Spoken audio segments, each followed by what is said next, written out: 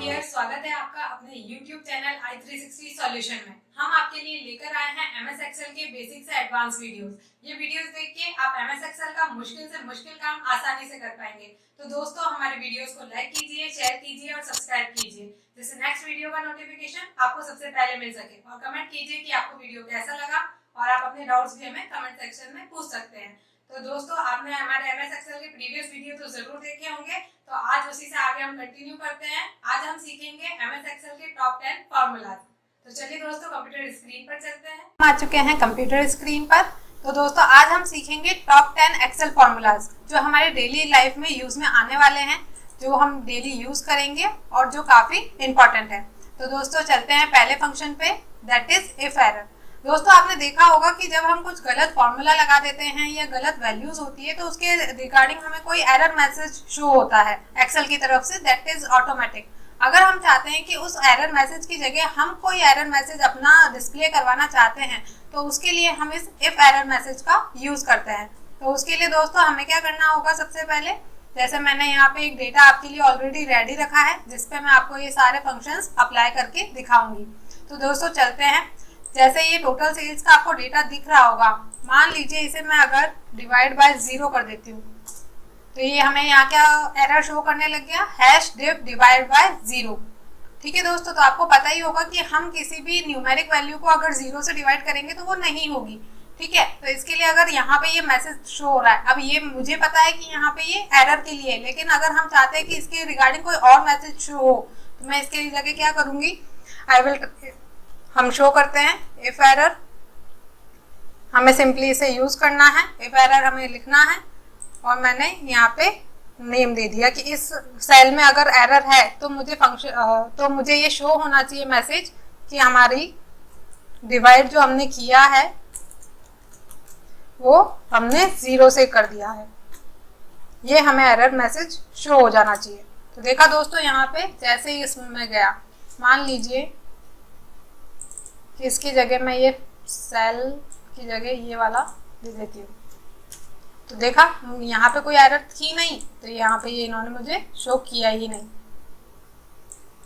तो दोस्तों देखा आपने किस तरह से मैंने जब दिया इफ एरर फंक्शन, उसमें सेल वैल्यू दी कि अगर इसमें एरर है तो मुझे ये एरर शो करना चाहिए। तो इसमें दो हमने आर्ग्यूमेंट्स पास किए, एक तो वैल्यू कि क्या वैल्यू है, अगर उसमें एरर है तो क्या मैसेज शो होना चाहिए। हम इसे ब्लैंक भी छोड़ सकते हैं या अपने रिगार्डिंग कोई और वैल्यू भी दे सकते हैं। दोस्तों आपने देखा जैसे यहाँ पे मैंने सारे सेल्स में देखा कि यहाँ पे तो कोई एरर नहीं थी, लेकिन जो लास्ट वाला कॉलम था हमारा, वहां पे हमारे सेल में एरर थी, तो वहां पे हमें इसने शो कर दिया डिवाइड बाय 0। अगर ऐसा ही और किसी सेल में भी होता, जैसे हम यहाँ करके देख लेते हैं, तो यह हमें यहाँ पे डिवाइड बाय 0 इसने शो कर दिया।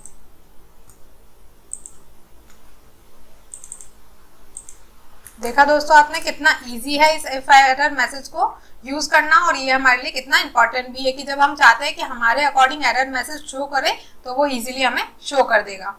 नेक्स्ट फंक्शन पे चलते हैं दोस्तों, that is concatenate. Second function है हमारा कॉन्केटिनेट। दोस्तों अगर हम चाहते हैं कि हमारे दो कॉलम्स की या दो सेल्स की वैल्यू आपस में जुड़ के आए और वो हमें एक साथ दिखाए, तो उसके लिए हम कॉन्केटिनेट फंक्शन का यूज करते हैं। उसके लिए हम क्या करेंगे, इक्वल के साथ में कॉन्केटिनेट फंक्शन का यूज करेंगे।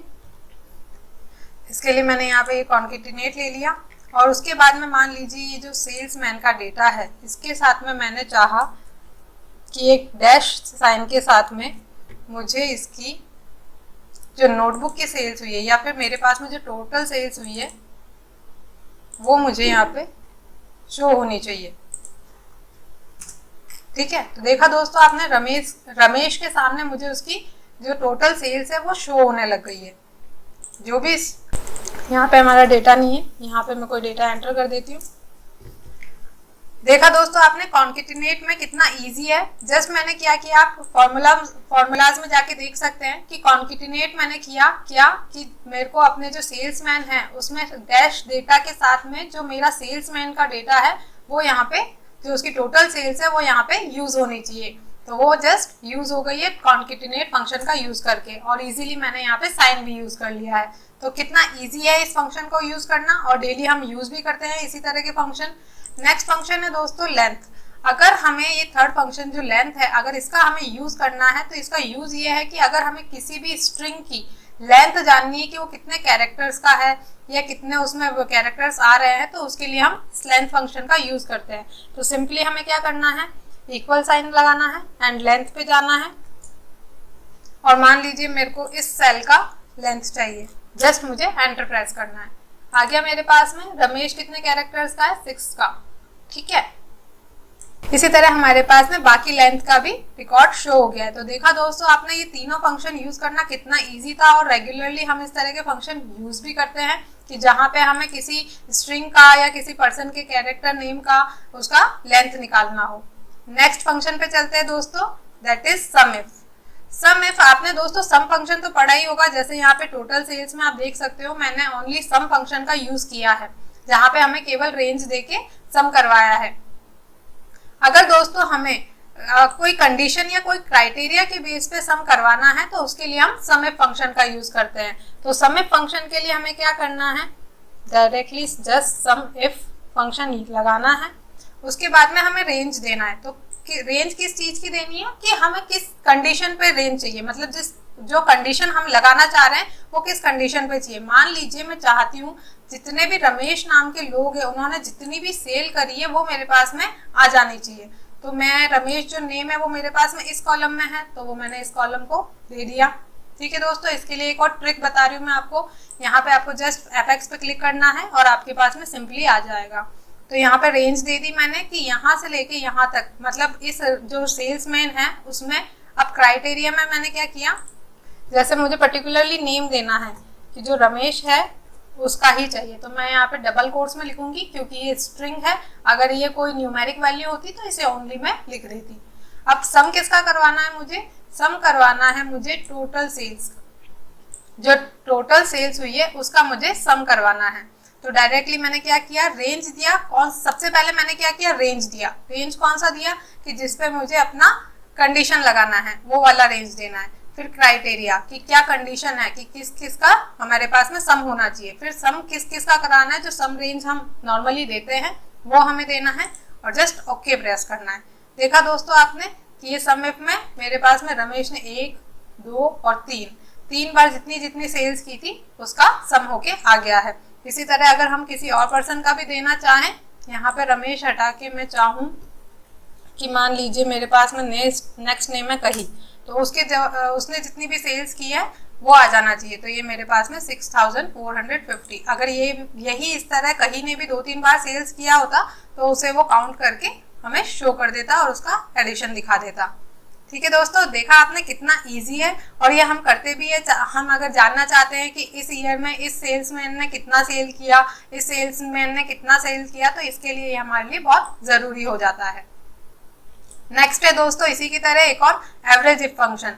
इसका भी सेम फंक्शन है दोस्तों। इसका यूज ये है कि अगर हमें एवरेज करना है कंडीशन बेस पे, कंडीशन अगर हमें लगा के देखना है कि उसका एवरेज तभी निकलना चाहिए जब ये कंडीशन फुलफिल हो रही हो, तो उसके लिए सेम हम एवरेज इफ फंक्शन यूज करते हैं। ये बिल्कुल सम इफ फंक्शन जैसा ही है। सिमिलरली अगर मान लीजिए मुझे एवरेज इफ फंक्शन यूज करना है, एवरेज इफ, और अब मैं टैब प्रेस कर दिया। अब यहाँ से मैं सिंपली गई रेंज में। यहाँ पे भी सेम मैंने रेंज सेलेक्ट करना है, मैंने रेंज सेलेक्ट किया, सेम सेल्समैन ही सेलेक्ट कर लिया, और यहाँ पे भी मैंने क्राइटेरिया में रमेश दे दिया, और एवरेज रेंज में सेम मैंने टोटल सेल्स ले लिया। तो क्या हुआ दोस्तों, इसका जो एवरेज बन रहा था वो हमारे पास में आ गया है कि एवरेज सेल्स जो हमारे रमेश जी हैं उन्होंने कितना एवरेज सेल्स किया है इस टोटल ईयर में, तो वो हमारे पास में आ चुका है। तो देखा दोस्तों आपने कि ये डेटा यूज करना कितना इजी हो जाता है जब हम इन कंडीशन पे देते हैं। सीधा हमें एवरेज भी हो रहा है, प्लस हम कंडीशन के साथ में ये एवरेज कर पा रहे हैं कि हमें ये क्राइटेरिया फॉलो होना चाहिए। दोस्तों आपको अगर खुद से वैल्यूज नहीं पता है तो आप जाके यहाँ पे देख सकते हैं। रेंज में आपको दिख रहा है कि कौन से वाले पे कंडीशन की रेंज लगी है, और उसके बाद में हमने क्राइटेरिया क्या दिया है, और उसके बाद में एवरेज कौन कौन से सेल्स पे या कौन कौन से कॉलम पे हो रहा है। ये बहुत इजी तरीका है किसी भी फंक्शन के आर्ग्यूमेंट्स को देखने का, जिसका आप हमेशा यूज कर सकते हो। नेक्स्ट है दोस्तों network based function. Network based function mainly दोस्तों इसलिए यूज में आता है कि अगर हमें कोई हमारे एम्प्लॉई है उनका वर्किंग डेज देखना है कि इतने से लेके इतने दिन में ये कितने दिन उन्होंने वर्क किया है, तो उसके लिए हम इसका यूज करते हैं। तो ये क्या करता है, हमें बिटवीन ऑफ द डेज निकाल के दे देता है, वो चाहे कितने ईयर्स हो या कितने भी डेज हो। मान लीजिए मैं यहाँ पे नेटवर्क डेज फंक्शन यूज करती हूँ एंड जस्ट सिंपली इस वाली डेट को सेलेक्ट कर लेती हूँ एंड फिर मैं चाहती हूँ इस वाली डेट को। जस्ट मैंने एंटर प्रेस किया और देखा आपने 8 डेज। अब मैं वापस से इसका आपको दिखाती हूँ फॉर्मूला। यहाँ पे H4 पे जो डेट का फॉर्मेट है वो है MM, DD और YY, मतलब कि 8 जो है वो हमारी डेट है। तो 8 और 17 के बीच में कितना डिस्टेंस आ रहा है वो हमें यहाँ पे 8 डेज का पता चल चुका है। मान लीजिए यहाँ पे अगर मैं चेंज कर दूँ, यहाँ पे मैं 2000 यहाँ पे मंथ चेंज कर दूँ, मैं 5 की जगह 6 कर दूँ, तो दोस्तों यहाँ पे 29 डेज का डिफरेंस आ गया। मतलब हमारे जो एम्प्लॉई हैं, जो कि यहाँ पे दिया हुआ नहीं है, अभी मैंने पर्टिकुलरली किसी एम्प्लॉय का नहीं, मान लीजिए किसी रमेश ने ही इतने दिन वर्क किया है तो उसने 29 डेज वर्क किया है। हमें सिर्फ उसके फर्स्ट डेट और लास्ट डेट को सेलेक्ट करना है और हमें पता चल जाएगा वो उन्होंने वर्क कितने दिन किया है। दोस्तों इसमें एक और ऑप्शन है, आप चाहें तो हॉलीडेज भी दे सकते हैं, उसके बारे में हम आगे देखेंगे। नेक्स्ट फंक्शन है दोस्तों फाइंड। फाइंड फंक्शन दोस्तों आपने पढ़ा ही होगा, मतलब आपने किया भी होगा, हमने यूज भी किया है कि हमें कोई डेटा फाइंड करना है हमारी पूरी डेटा शीट में, तो हम उसका कैसे यूज करते हैं। यहाँ पे भी फाइंड फंक्शन का उसी तरह यूज होता है। मान लीजिए दोस्तों हमारे पास में कोई कैरेक्टर्स है, वो हमें फाइंड करना है या कोई डेटा फाइंड करना है किसी कैरेक्टर के अंदर, मतलब कोई डेटा है उसके अंदर क्या ये डेटा हमें फाइंड करना है, तब हम फाइंड फंक्शन का यूज करते हैं। तो उसके लिए मैंने यहाँ पे जैसे सेल्समैन ही है, यहाँ पे मैं एक कॉलम सेलेक्ट कर लूँगी और मैंने फाइंड फंक्शन लगाया एंड जस्ट मैंने फाइंड फंक्शन को यूज़ करने के लिए फाइंड फंक्शन लगाया। अब मैं चाहती हूँ कि मेरे पास में मेरे पास में कैरेक्टर आ जाना चाहिए। देख रहे हैं दोस्तों, यहाँ पे आपको फॉर्मूला बार में मेरा पूरा फॉर्मूला दिख रहा होगा। जस्ट मैंने फाइंड फंक्शन प्रेस किया। अब क्योंकि ये R जो है स्ट्रिंग है, इसलिए मैंने इसको डबल कोट्स में दिया है। अगर यही कोई और वैल्यू होती तो उसे मैं डबल कोट्स में ना देके ओनली नॉर्मल दे देती। मान लीजिए रमेश है। अब यहाँ पे मुझे R चाहिए, कौन से वाले सेल में से चाहिए, इस वाले सेल में से मेरे को ढूंढना है, मतलब इस टेक्स्ट में से। यहाँ पे आप देख सकते हैं फाइंड टेक्स्ट। फाइंड टेक्स्ट का मतलब है कि हमें कौन सा टेक्स्ट ढूंढना है। विद इन टेक्स्ट मतलब कौन से सेल में से या कौन से टेक्स्ट में से ढूंढना है। नेक्स्ट है दोस्तों स्टार्ट नंबर। तो स्टार्ट नंबर मैं कहीं से भी दे सकती हूँ, मान लीजिए मैंने 1 दिया, तो देखा दोस्तों आपने इसका रिजल्ट क्या आ गया 1। अगर यही दोस्तों मैं यहाँ पे इस फंक्शन को सिलेक्ट करूँ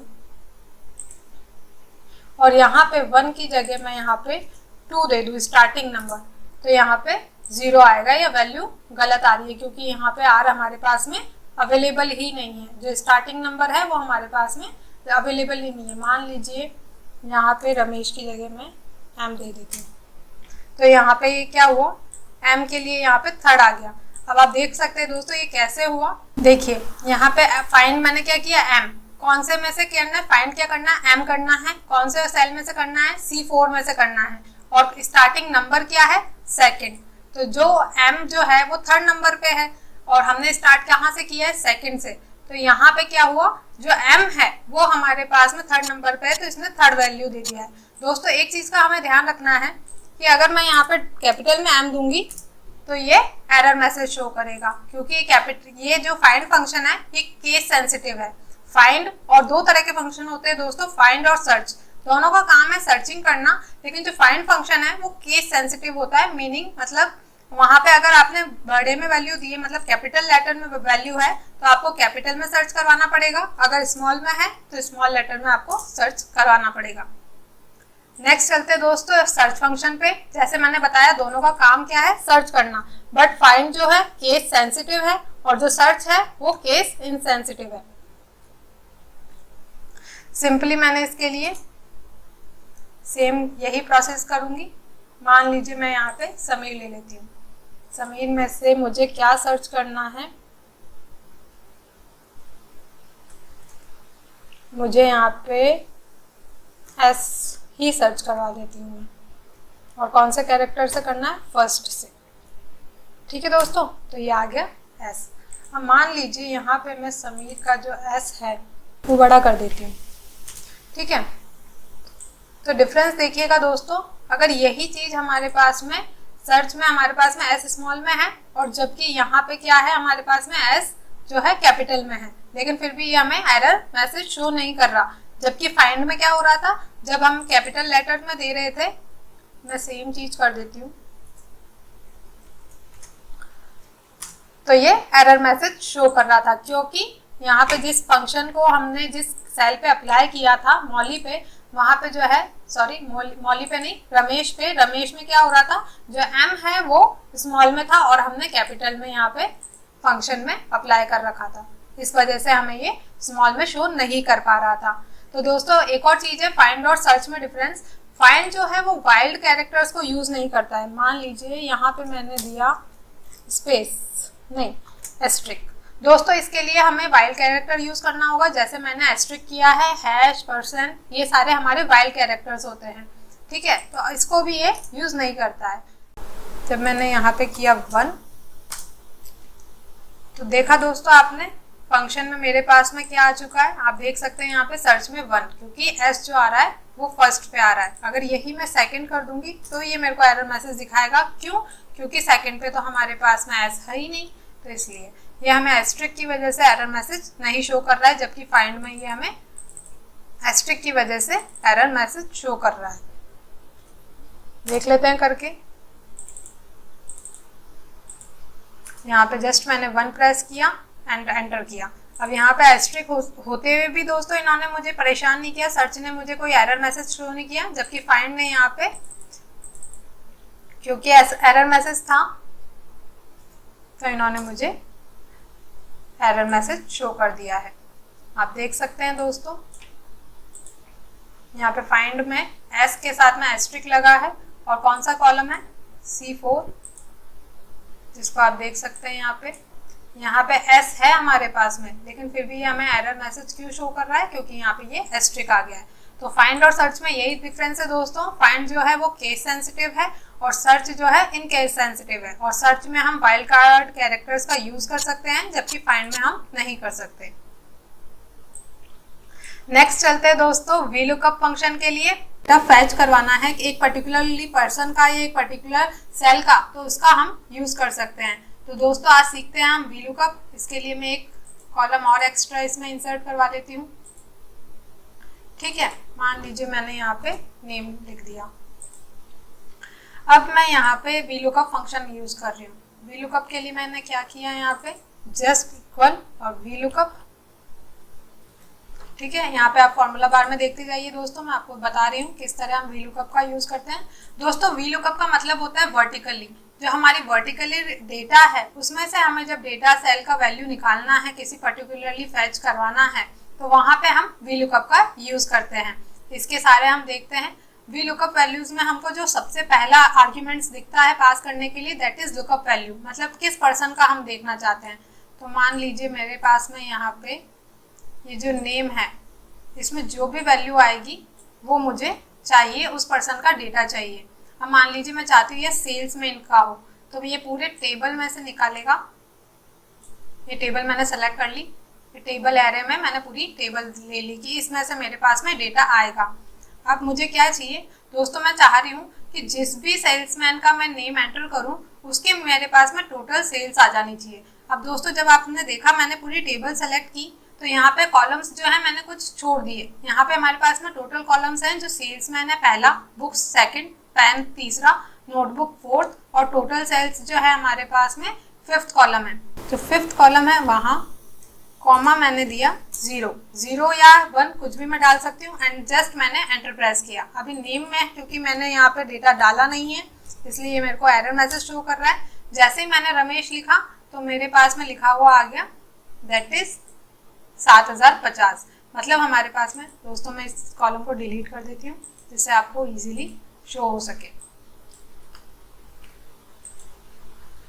यहाँ हमारे VLOOKUP में भी जाके हम सेल वैल्यू चेंज कर देते हैं। चेंज करने की ज़रूरत नहीं है, ऑलरेडी हमारे पास में आ चुका है। देखा दोस्तों आपने कितना इजी है। मान लीजिए मैं यहाँ रमेश की जगह मैं देख लेती हूँ मेरे पास में टेबल में क्या नेम है, कबीर है, वेद है। नेक्स्ट अगर मैं कबीर पर्सन जो है हमारे सेल्समैन हैं, अगर मैं इनका डेटा चाहती हूँ कि इनकी टोटल सेल्स आ जाए, तो देखिए दोस्तों हमारे पास में जो कबीर हैं उनकी हमारे पास में टोटल सेल्स आ चुकी है, दैट इज 2560।